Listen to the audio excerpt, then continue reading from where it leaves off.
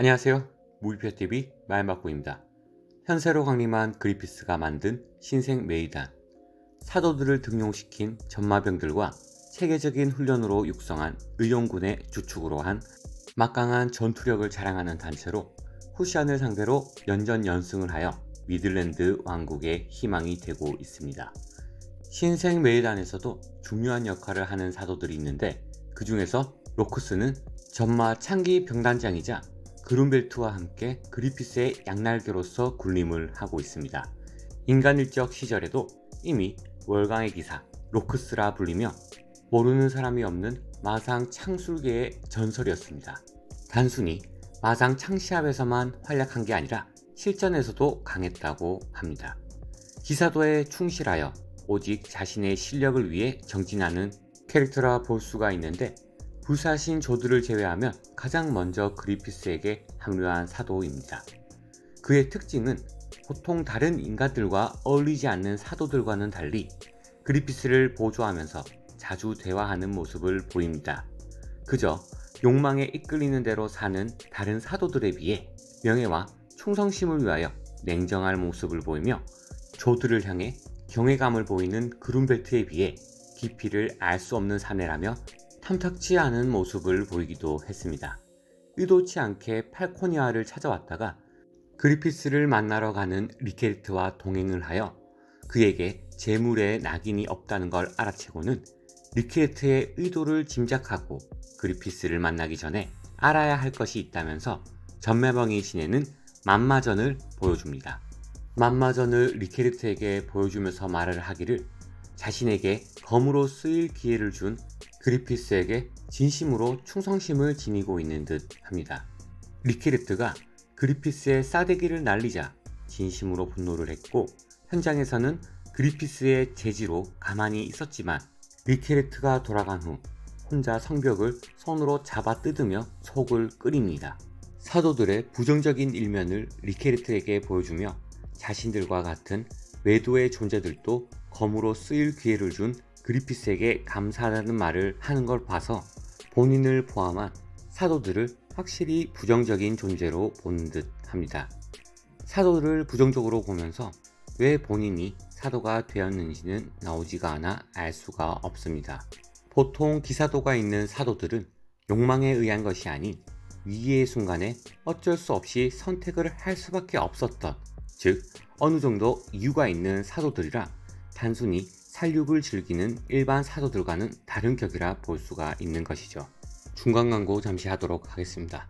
베레스테르크 피규어는 무이피규어에서 만나보시길 바라겠습니다. 사실 여기서 굉장히 왜곡된 면을 볼 수가 있는데, 그 부분을 가츠가 정확히 짚고 넘어간 장면이 있습니다. 가츠와 그룬벨트와의 대결 중 그룬벨트는 우리의 숙적인 줄 알았던 가츠가 너무나 약하다고 말을 합니다. 그런 그룬벨트에게 가츠는 괴물 주제에 이제와 무인인 척 하다니 자기 도치도 정도껏 해야지 하며 약을 올립니다. 이 말이 사실 팩트이며, 사연이 어찌되었든 자신의 소중한 것을 제물로 바친 황천에서 돌아온 기괴한 존재들이 바로 사도인데, 일반 인간들과도 다를 것 없이 행동을 하는 것입니다. 특히나 중요한 인물인 조드, 로크스, 그룬벨트가 대표적인 예라 볼 수가 있습니다. 이들도 이들의 나름대로의 관념과 사도가 되었지만 인간일적 시절과 달라진 건 없다는 것을 증명할 수 있는 기회가 바로 신생 메이단의 설립 이유이자, 그리피스가 과거의 일들을 청산을 했듯 같은 사도들도 괴물이지만 생각보단 나쁘지 않다는 것을 보여준 장면이 있습니다. 마신으로 강림한 카니슈카 대제를 상대로 사도들이 사랑 앞에서 사도의 본 모습으로 싸우게 되었습니다.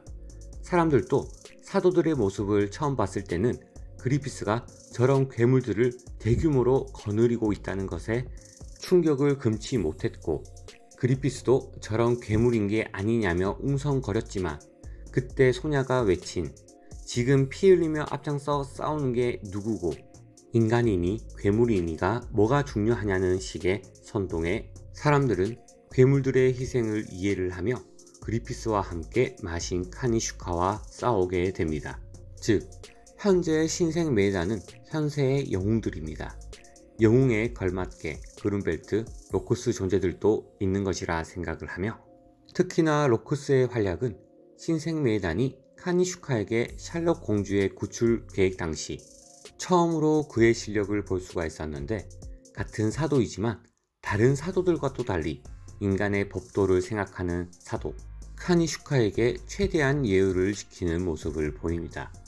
그리고 법도를 배제하고 사도로서 카니슈카에게 왜 거역을 하는지 단도직입적으로 물어볼 당시, 카니슈카는 이미 사도 중에서도 왕이었고 로쿠스를 일개 사도로서 하찮게 보고 있었기에 카니슈카 본인 스스로가 왕 중의 왕이며 신에게 대적할 것이란 선전포고와 함께 로쿠스는 건방 떨지 말라며 분노하며 전마병들은 사도화로 변신을 하게 되는데, 로쿠스의 특징은 갑옷과 말체로 변신을 합니다.